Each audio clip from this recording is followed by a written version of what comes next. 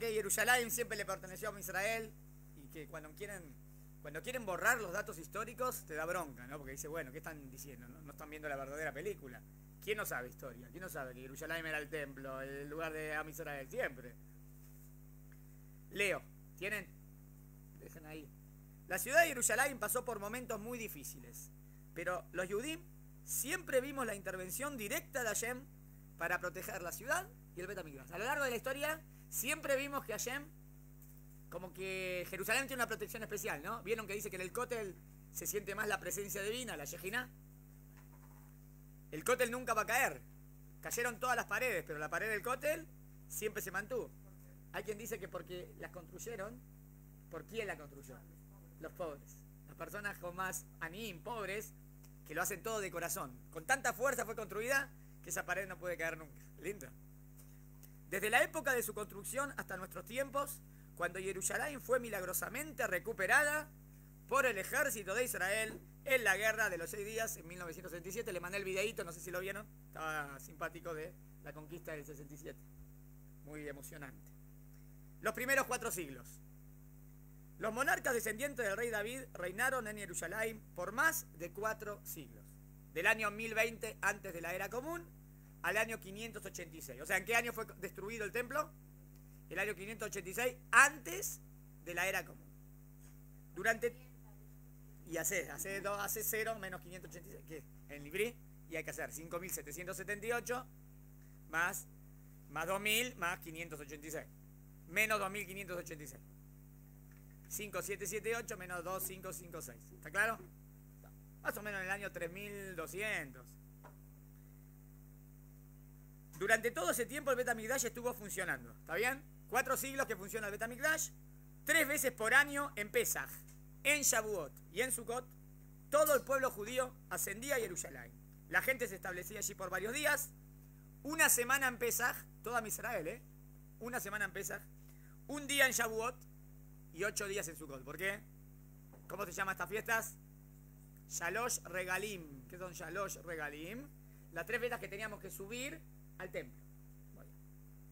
Este es un elemento muy importante y que yo sepa, único entre las capitales del mundo entero, que le da a Jerusalén el carácter de ciudad capital del pueblo de Israel. Queremos analizar y decir que Jerusalén es de Israel, ¿no? Y es la capital de Israel. Siempre, a lo largo de todo el tiempo, toda Israel subía a Jerusalén, al Bet HaMikdash, que era el centro de Jerusalén. El pueblo judío durante ese tiempo sufrió varias crisis. La más trágica fue sin duda la división de Israel en 2 reinos, ¿no? La más trágica, ¿cuál fue? Cuando Israel se divide en 2 reinos, ¿en qué época es? ¿En la época del primer templo o el segundo? De la época del primer templo. Ya con Shlomo Amelech todavía está. Ya con el hijo de Shlomo se divide el reino en 2. Muy bien. A ver, 930 antes de la era común. 930 antes de la era común. Ya a los 90 años de que se construyó el templo. No, con David no se separa, con David estaban todos con Shaul. Después Dios elige a David y están separados un tiempo a ver quién reinaba hasta que todos deciden que es David y queda. Pero no se dividió el reino. No se dio el reino en 2. ¿Entienden?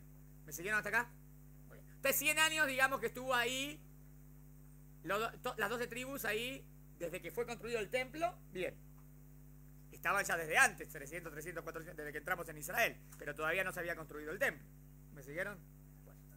El reino de Israel que contaba con 10 tribus y el reino de Yehuda que contaba con las tribus de Yehuda y Binyamin. ¿Entendieron que 2 tribus se quedaron en un lado? Yehuda y Binyamin. Porque ¿dónde estaba el Bet HaMikdash? Dijimos. En territorio de Yehuda y Binyamin. ¿Me siguieron? Entonces quedó.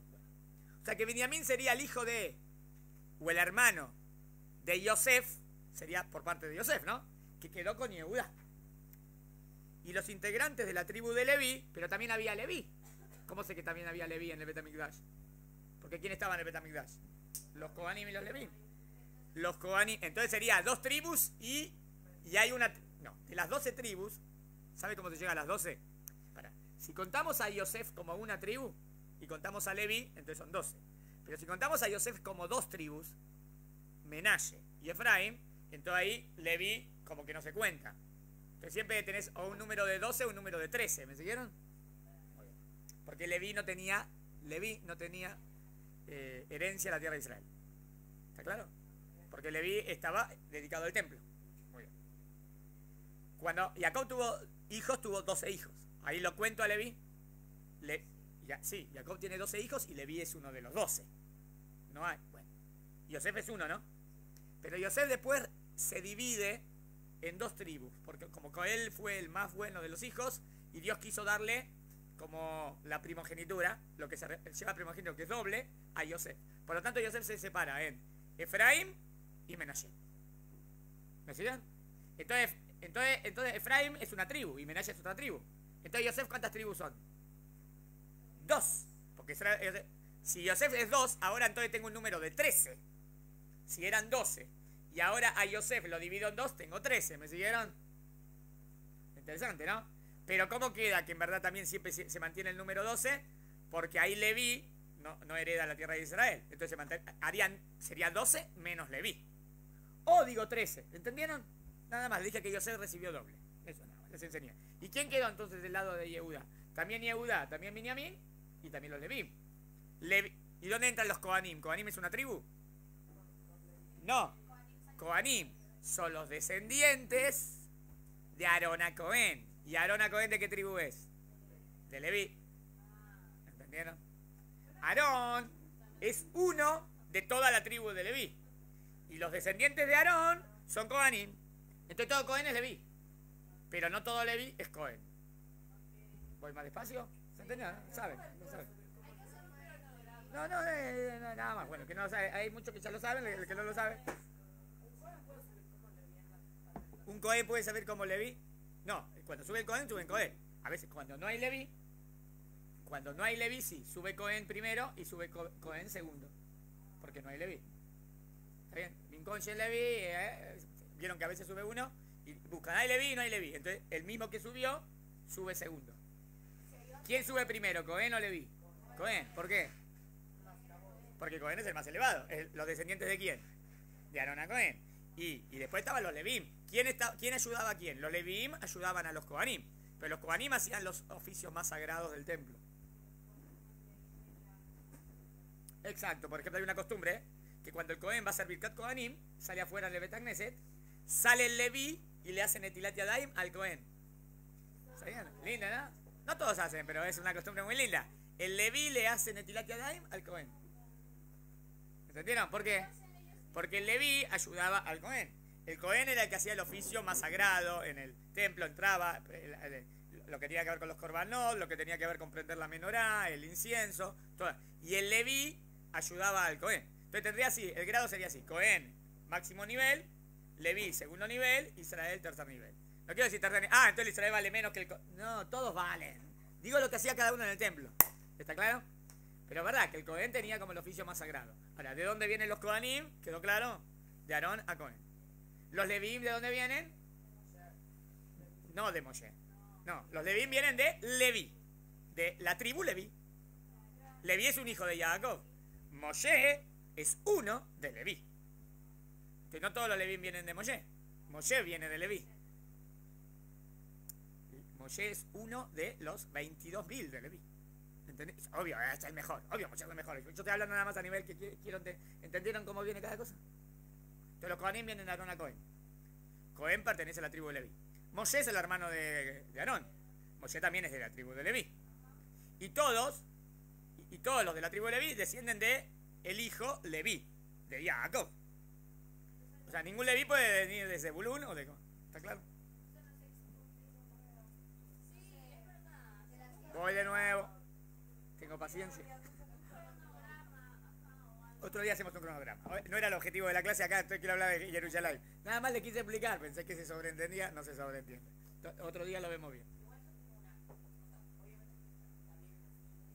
Así es, te expliqué cómo es. Bueno, a ver, tu acotación. ¿Qué no creen? Te digo de dónde viene la alajá. Ah, bueno, está bien. Yo estoy hablando del judío.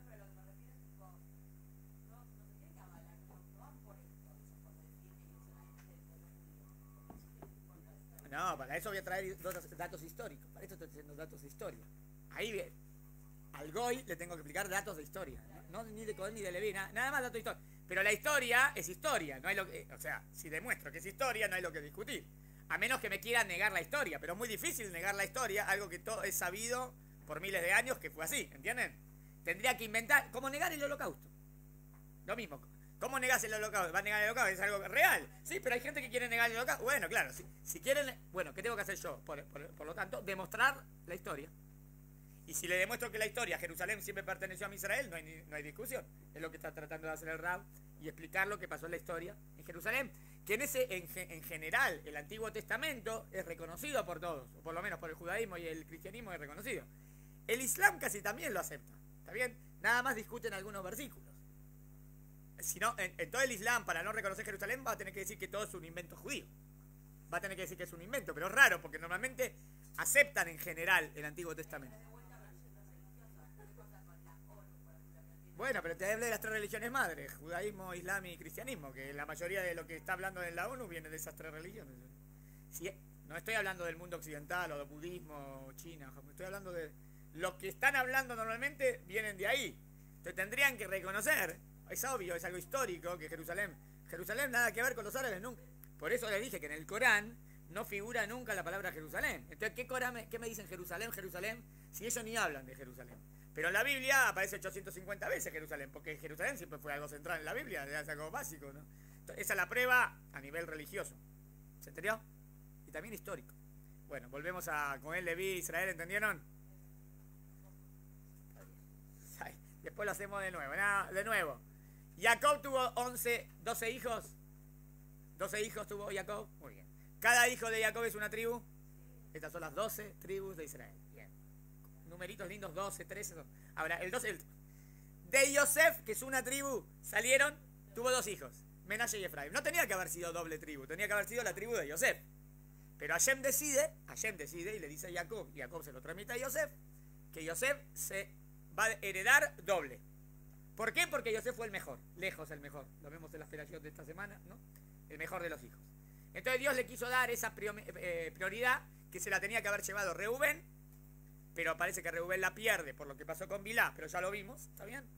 No importa, ¿eh? Vimos en otras cosas que vimos que Reubén no se portó bien en algo, entonces Dios se lo quiere dar a Yosef, ¿está claro? Entonces Yosef se llama doble tribu. Entonces tendríamos, si cuento a Leví, tengo ahora 13. Si cuento a Leví, por cuanto que Yosef la multiplica por 2, tengo 3.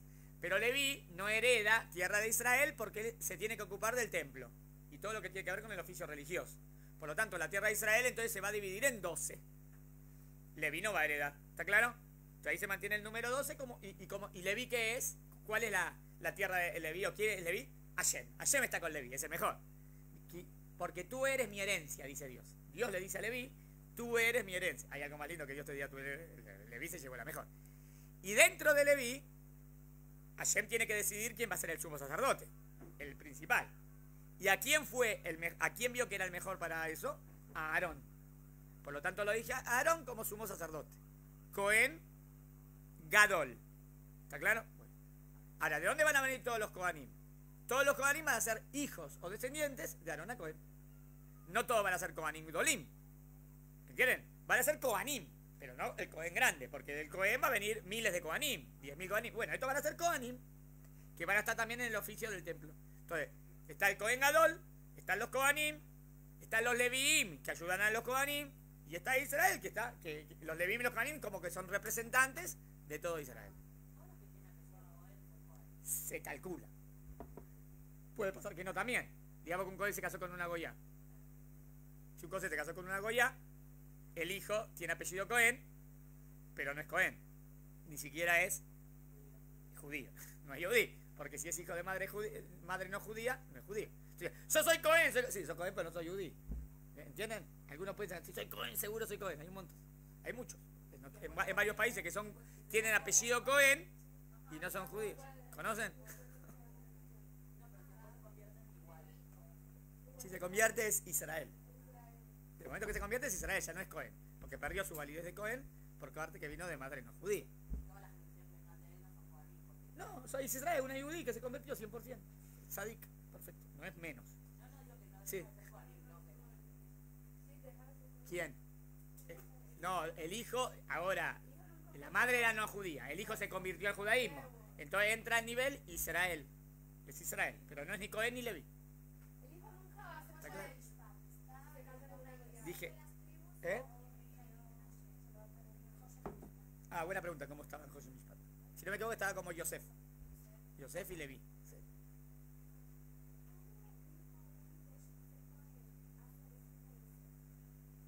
Eso hay que ver las alajot de Cohen Halal. Sí, hay Cohen Halal, que si hacía cierta prohibición perdía su estatus. Para el servicio del templo ya no podía, porque era Cohen Halal.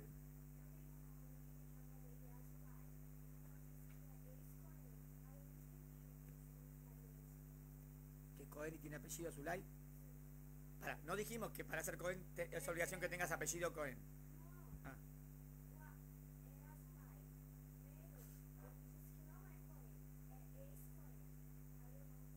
Puede ser que sea Cohen y tenga apellido Zulay. El apellido viene de otro lado. No todo. Ahora, ¿cuándo empezó el tema de los apellidos? Hay quien dice que los apellidos empezaron hace 100, 150 años en Europa. A veces los apellidos representaban el oficio, la profesión. Entonces el apellido no significa que eso de... Normalmente si es Cohen, se apellidaba Cohen. Pero puede ser que era Cohen y justo era, no sé, era carpintero.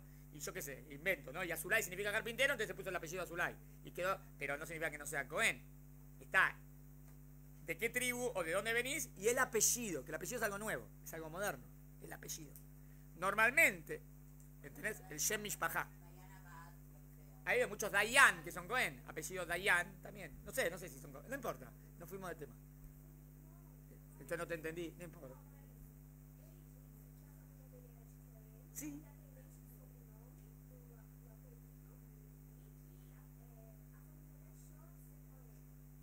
Ah, la familia dejó de ser Cohen. No sé, no importa, no me importa el apellido. No sé qué significa. No te entendí. Bueno, eso, ¿qué es perder el estatus de Cohen? Me preguntaste si existe perder el estatus y te dije que si hizo cierta avera, hay ciertos pecados que haría que se convierta en un nivel Cohen halal.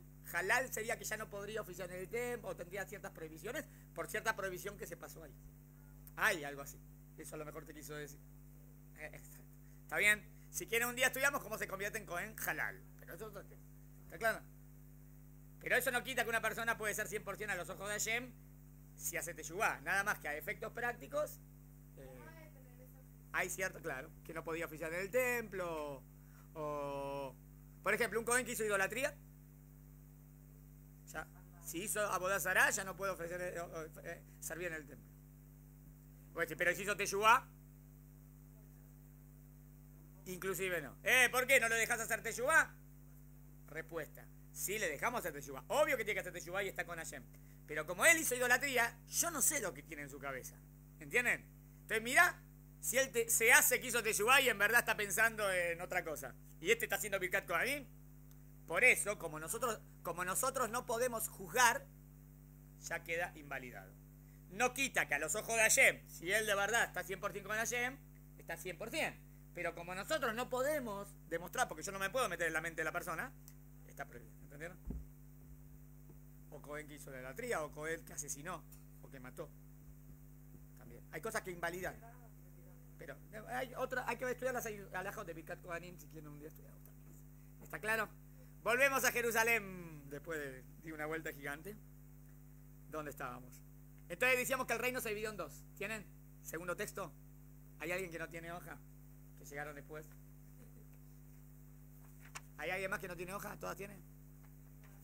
¿Puede mandar? Ahí manda otro. Va.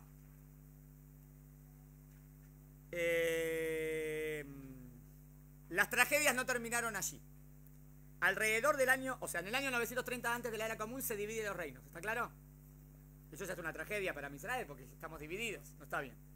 Alrededor del año 722 antes de la era común, el imperio asirio derrotó, ¿está bien?, Ashur, asirio, y exilió el reino de Israel. El reino de Israel, no el reino de Yehudá, ¿me siguieron? ¿Cuál salió primero al exilio entonces? El reino de los 10 tribus, no el de las 2. ¿Por qué el de las 2 salió después y no salió al mismo tiempo? Podríamos decir, a los ojos de Dios, ¿por qué pasó a estos primeros y después a estos? Debe ser porque los que se portaron primero, los que primero se empezaron a asimilar, o empezaron a hacer idolatría más, había reyes malos, normalmente. en el reino de Israel. Por eso salieron primeros al exilio.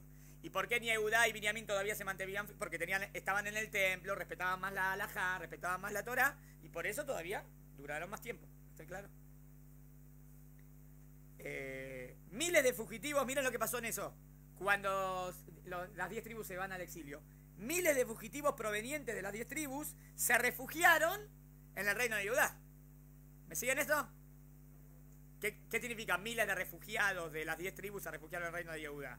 Que entonces no sería solamente Yehudá y Binyamin. A lo mejor entonces Yehudá, Binyamin, y ahí también tenés Zebulún, Isahar, Menashe, Efraim. Si muchos se fueron ahí. Lo que pasa es que es la minoría. ¿Me siguieron? En otras palabras, puede ser que nosotros vengamos no de Yehudá. A lo mejor nosotros venimos de Zebulún. O a nosotros venimos de Isahar. ¿Entendés? Porque en verdad ahí se mezclaron. Mire lo que pasó. Desde ese momento, el pueblo de Israel se comenzó a llamar pueblo judío. De ahí empieza la palabra pueblo judío. ¿De dónde? Por la tribu de Yehudá. Como la principal era Yehudá. Y de ahí viene la palabra Yehudí. Y de ahí viene la palabra judío. Pero puede ser que seas judío y no seas de Yehudá, seas de Menashe o de Efraim. Sí, está bien, vamos por la mayoría. ¿Entendieron? Extendiendo y protegiendo Jerusalén. ¿Qué sucedió ahí? En estos tiempos reinaba el rey Hizkiau. Hizkiau era un rey tzadik. En español se dice Ezequías. 729 al 689. Dado el crecimiento de la población de la ciudad por la llegada de los refugiados de las 10 tribus, ¿ven? Ahora hay más gente en Yehudá. O sea, ahora tenés un montón de más gente en un territorio más chiquito, ¿no? El rey, y más en Jerusalén, porque fueron muchos a Jerusalén. Entonces, ¿qué hizo el rey? Extendió la ciudad de Jerusalén hacia el oeste y hacia el sur. El área que hoy ocupa la ciudad vieja y especialmente el barrio judío. Ahí se extendió, ahí crece Jerusalén. Alrededor del año 701 antes de la era común, Jerusalén sufrió una de sus mayores crisis y vivió uno de sus mayores milagros. Hoy comenzaremos a contar esta historia. El emperador asirio Sanjerib, ¿escucharon de Sanjerib? Era un rayá, malvado, que ya había destruido el reino de Israel, había destruido todo Israel, había derrotado a Babilonia, había derrotado a Egipto, o sea, era el imperio más fuerte, y estaba arrasando con todos los pueblos de su alrededor. Se aprestaba a hacer lo mismo con el reino de Yehudá. Entonces viene Sanjerib a destruir Yehudá, lo que quedaba del pueblo judío. Sanjerib mandó a sus generales a sitiar la ciudad de Jerusalén, con órdenes que si el rey Hizkiau no se rendía, la ciudad tenía que ser destruida. El rey Hizkiau hizo lo que pudo. En primer lugar, construyó unas murallas de contención muy anchas que todavía se pueden ver en el centro del barrio judío, al lado de las oficinas del correo. ¿Vieron la ciudad vieja? ¿Vieron cuando van? Está la plaza grande y la plaza chica. Hay una plaza más grande. Si siguen ahí 50 metros metiéndose, se ve el resto de las murallas. Y bueno, te explica todas las murallas de qué historia. La construcción de estas murallas está relatada en Divrei Yamim, Crónicas, tomo 2, 32.5. Hizkiau también construyó un famosísimo túnel. Ese túnel también fueron, que existe hasta nuestros días. Bueno, van a ir.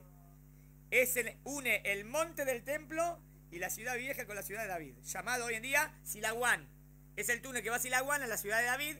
Si vieron por dónde está el autobús número 1, el número 3, cuando van al cótel, vieron que llega el autobús. Bueno, ahí abajo a la izquierda es la ciudad de David.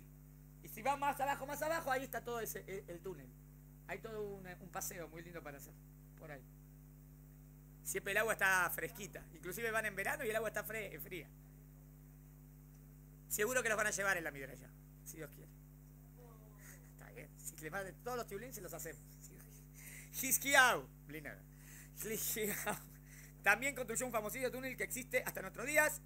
Este túnel merece un comentario aparte. ¿Sigo del otro lado? El túnel de Hizkiau. Miren esto. Y esto es un dato histórico también interesante. Este túnel de más de 500 metros se excavó para proveer agua a la ciudad que iba a ser sitiada. La ciudad iba a ser sitiada. ¿Cómo era el plan de ataque de todo? ¿Cómo atacaban antes? Te sitiaban. Ahora vamos a estudiar, si Dios quiere, la semana que viene. El jueves que viene es el 10 de Tebet. Ya vamos a estudiar la Salahot. Pero tiene que ver con el sitio. Sitiaron Jerusalén. ¿Cómo atacaban? Sitiaban. Si sitias no tenés comida, no tenés agua. Si no tenés comida y no tenés agua, tenés que salir la banderita blanca y tenés que rendirte, ¿no? Bueno, ¿qué hizo Hizkiau? Para tener agua, hizo ese túnel. Secreto. El agua provenía originalmente de la fuente de Gijón, un manantial subterráneo en las afueras de Jerusalén que tiene agua todo el año. Al tener agua todo el año podían tener agua todo el tiempo. El túnel es una obra maestra de ingeniería. Habría que perforar la piedra de la montaña y como no se contaba con mucho tiempo, miren lo que tuvo que hacer Gijigau. 2 equipos trabajaron simultáneamente, uno de cada lado de la montaña. Pero ¿qué es lo más difícil, no? En eso, imagínense hace 3000 años. Que cavar y encontrarse. O sea, viene uno del otro lado, viene del otro lado. No tenían todas las herramientas que tenemos hoy en día, o la maquinaria, o la tecnología. ¿Y cómo lo hizo? Miren. Hasta el día de hoy los estudiosos se maravillan de la técnica que se utilizó para que estos 2 equipos pudieran sincronizar la excavación y encontrarse en la mitad de la montaña. El libro de Melahim nos cuenta que cuando los 2 grupos estaban como a 30 metros uno del otro, escuchaban los golpes y así se unieron en el centro, como que iban por el sonido. Hay una inscripción, ¿vieron cuando fue los mineros que se acuerdan en Chile? Los mineros y cómo los sacaba y todas las excavaciones. Gracias a Baruch Hashem se salvaron y vinieron a Israel a agradecer. Vieron todo un grupo y vinieron al cótel. Lindo, ¿no? Lindo, agradecer a Dios que se salvaron. Al otro año. Me acuerdo que estaba en la roba y justo estaba pasando el grupo. Hay una inscripción que hoy se encuentra en el Museo de Arqueología de Estambul, Turquía, que celebra este encuentro. Miren, interesante. Acá tiene un dato arqueológico, ¿está bien? No solamente un dato del Tanaj, que es el libro fuente de historia para nosotros, sino un libro paralelo, que está en Turquía. Esta es la historia de la perforación. Cuando todavía estaban al pico, cada uno hacia su compañero, y cuando todavía faltaban perforar 3 varas, dice, la voz de un hombre que le gritaba al otro, pues allí había una brecha del lado derecho, sigue hablando, y el día de la ruptura se encontraron los trabajadores. Hombre contra hombre, pico contra pico, y el agua fluyó de la fuente hacia el estanque. 1200 varas, y de 100 varas era el grosor de la roca por sobre las cabezas de los trabajadores. Es un documento histórico que pueden ver de lo que pasó ahí. Esto es otro dato histórico de que siempre estábamos los Yudim en Israel y todo lo que pasó. En Jerusalén. Este increíble túnel se puede visitar hasta el día de hoy. En Ir David. Está bien. Y termina diciendo, esto es lo famoso que está hablando hoy en día, ¿no? Vieron, votaron, 14 contra 1, obvio Estados Unidos puso el veto, dijo que quieren volver a status quo, no quieren reconocer que Jerusalén sea la capital de Israel. Dice el Rab. Y si negociamos Jerusalén, me parece muy lindo lo que dice acá. Para el pueblo judío, Jerusalén no es una ciudad más. Jerusalén es el corazón de Israel. ¿Están de acuerdo? Hay judíos y ciudadanos de Israel que están dispuestos a negociar territorios de Israel por una promesa de paz. La verdad es un tema discutible, ¿no? Si yo daría territorios y con eso conseguiría la paz total, ¿está bien? Con el mundo islámico. Bueno, entonces hay discusión. Hay quienes dicen que hay que hacerlo. Dice, ¿qué? ¿Pero vas a dar 1 metro de tierra? Y sí, si puedo conseguir la paz es más importante, vivir en armonía. Otros dicen, ¿qué te crees? ¿Que de verdad te pensás que vas a tener paz con estos? Si ellos no te reconocen el Estado de Israel y ellos quieren tirar a Israel al mar, de verdad, y ellos no reconocen, entonces vos podés, es muy, muy lindo lo que vos pensás, pero no va a ser mentira, porque cada vez que devolvimos fue peor. Devolvimos Hebrón, fue peor. Devolvimos Gush Katif, fue peor. Cada vez que devolvemos algo, peor. Todo lo que devolvemos, peor. ¿Está bien? Bueno, igual es una discusión de Torá, ¿no? ¿Qué vale más? ¿La tierra o la vida? Si me preguntan a mí, obvio, la vida. La vida vale más. Pero la pregunta es, Ilhatí, si vos podés entregar parte del territorio que Dios te entregó a Israel para lograr la paz. Yo pienso que sí. Idealmente sí, pero es falso. No se da. ¿Entienden? Al contrario, es peor para ti, estratégicamente es peor. Es lo que dice el Rab. Más allá de las opiniones que cada uno tiene al respecto, la mía no es muy favorable a este tipo de solución. Hay un punto en el que virtualmente todo judío más o menos informado consiente. Todo judío acepta. Jerusalén no se negocia. Pensemos en el significado de la palabra sionismo. ¿Qué significa sionismo?